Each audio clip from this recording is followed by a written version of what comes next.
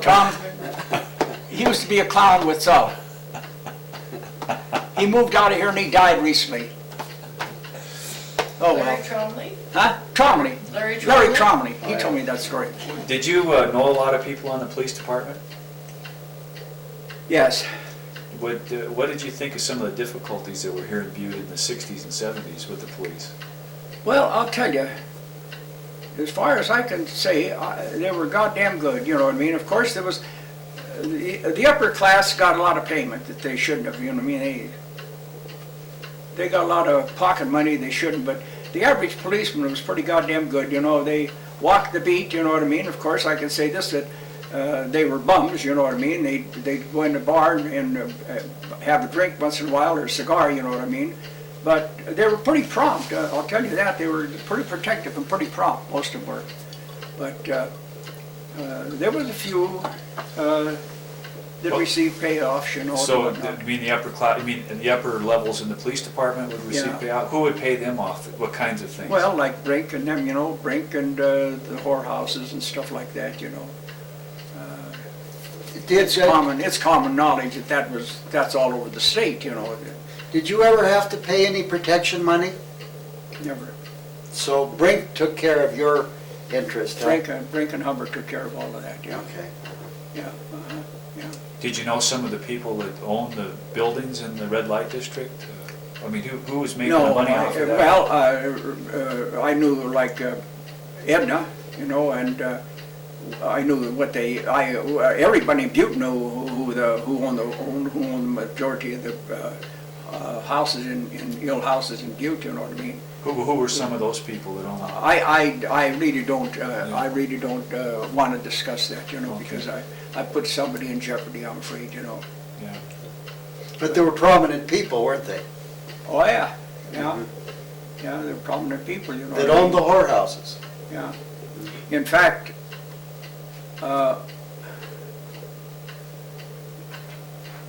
Oldie's adopted daughter was an illegal child.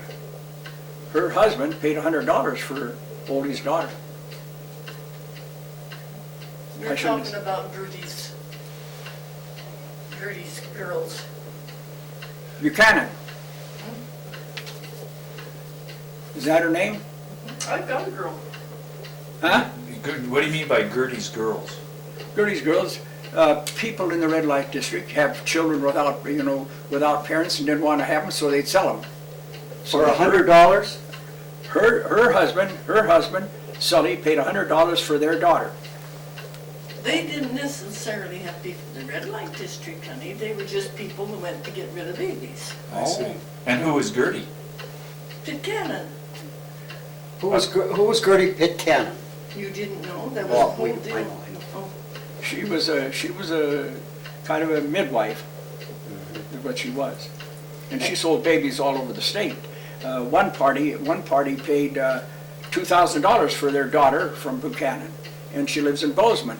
And this Heather, this girl here, Heather, her daughter, has got in touch with about 5 or 6 of these girls and talked about it and tried to find their legal mothers, but they could never find the legal mothers because it's carried up so bad. When did Gertie go out of business?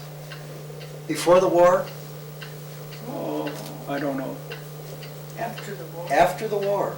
After the war. Where was her office at? Across from the Bronx. That side street. Oh. Hamilton. Yeah, across from the Bronx on Hamilton. Yeah. That's as much as I know that, you know it. I wanted to ask about the fires. You were on the city planning board up till '74, or the county planning board? Yeah. And so did you make note in your mind of the fires where a lot of the buildings were burning down here in Butte? Oh, yes. Yeah. What was your thoughts on that?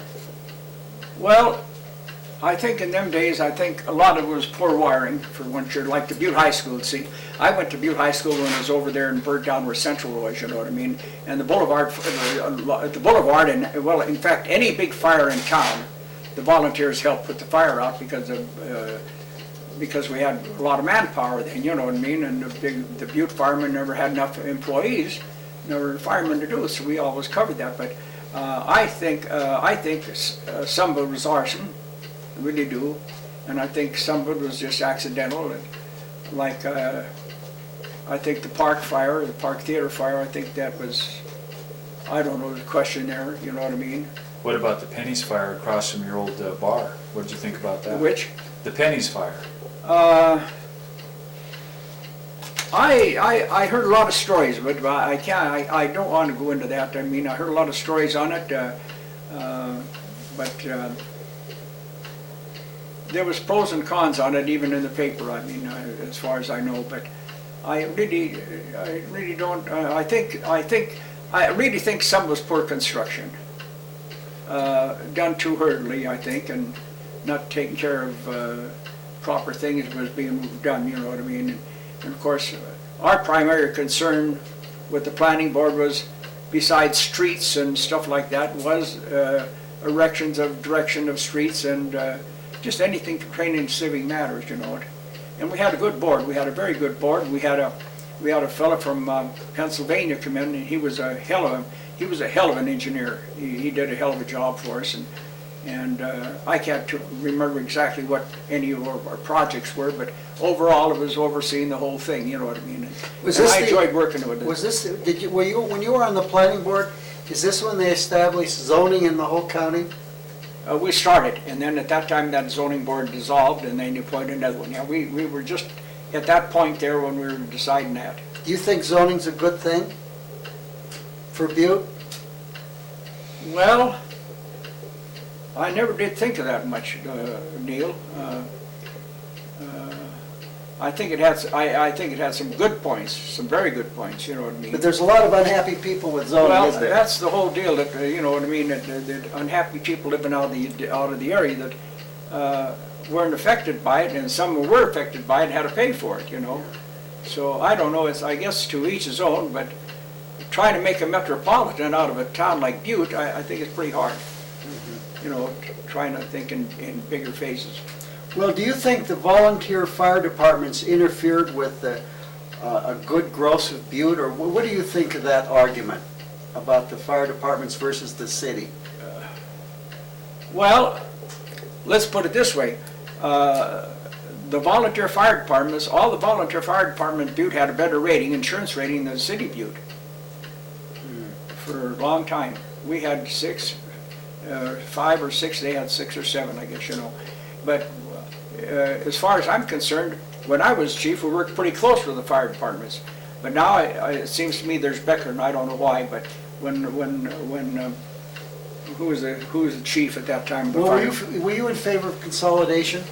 No, very much against it. Very much against it. The only areas that beat consolidation was Boulevard and I forget who else. There's only 2 departments that defeated that project. The rest of them went for it, and they were sorry because when we were in the Boulevard, Racetrack only paid 1 mil for fire protection, where the city of Butte was 17 mils. Now everybody's 35, isn't it? Yeah, now they're 35, see? And we try to tell them that. We try to tell the people that, you know, I mean, on the Boulevard, we had, now it's 35 in the Boulevard, we had 2%. 2 mils.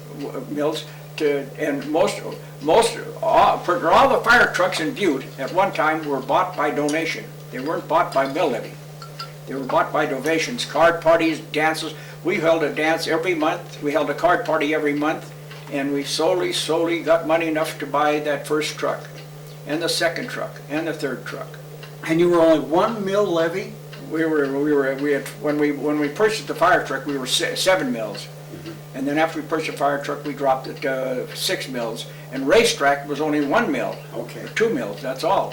And Homaton was 4 mils.